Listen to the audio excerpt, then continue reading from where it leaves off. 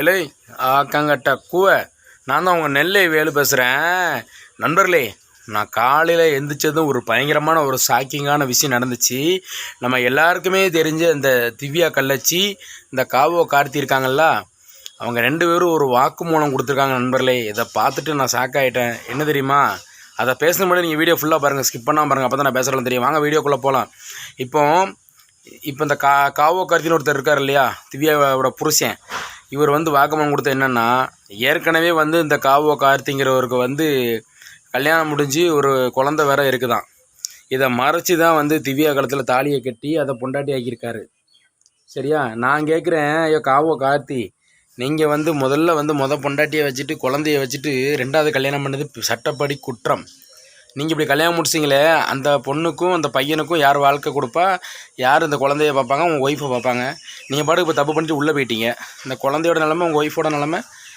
அதுக்கப்புறம் கார்த்தி சொல்கிறாரு, திவ்யாகிட்ட எனக்கு பிடிக்காத விஷயம் எதனால் சண்டை வந்துச்சு அப்படின்னா, திவ்யா ஓவராக ஃபோன் பேசுவா, எப்போ பார்த்தாலும் ஃபோன் பேசிகிட்டே இருக்கா, யார்ட்டனாலும் பேசுவா அப்படின்னு சொல்கிறாரு. இதுதான் தெரிஞ்ச விஷயமாச்சே.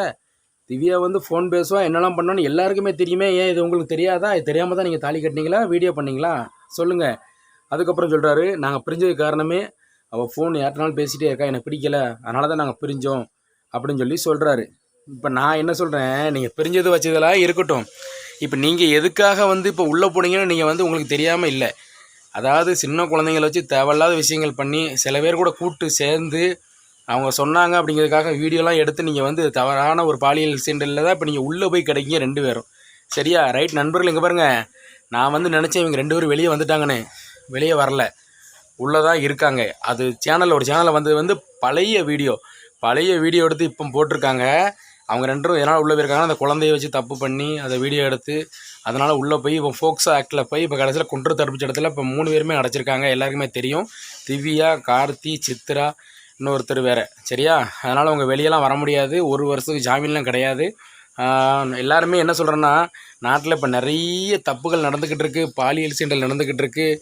பெண் குழந்தைங்கள கவனமாக பாருங்கள். நிறைய பேர் 6 வயசுலேருந்து 60 வயசு வரைக்கும் கிளவியை கூட விட முடியாங்க. தண்ணியை போட்டு பாலியல் சீண்டல் ஈடுபட்டு தவறு நடத்திக்கிட்டு இருக்காங்க. நாட்டில் இப்போ பாருங்கள், திருப்பி புதுசாக இப்போ நோய்கள் வர ஆரம்பிச்சிட்டு, பழைய சொர்ணா நோய் இப்போ வர ஆரம்பிச்சாச்சு. சரியா? அதனால் எல்லோரும் மாஸ்கோடு இருங்க, விழிப்போடு இருங்க, தேவையில்லாததை தவிருங்க. சரி ரைட் நண்பர்களே, உங்கள் குடும்பத்தை நீங்கள் நேசிங்க, குடும்பத்தை பார்த்துக்கோங்க. ரைட் நண்பர்களே, உங்களுக்கு இந்த வீடியோ பிடிச்சா லைக் பண்ணுங்கள், கமெண்ட் பண்ணுங்கள், ஷேர் பண்ணுங்கள். மறக்காமல் நம்ம Nellai Velu social media YouTube channel subscribe பண்ணி இந்த பெல்லை அமைக்கிற நண்பர்களே. நன்றி, வணக்கம் நண்பர்களே.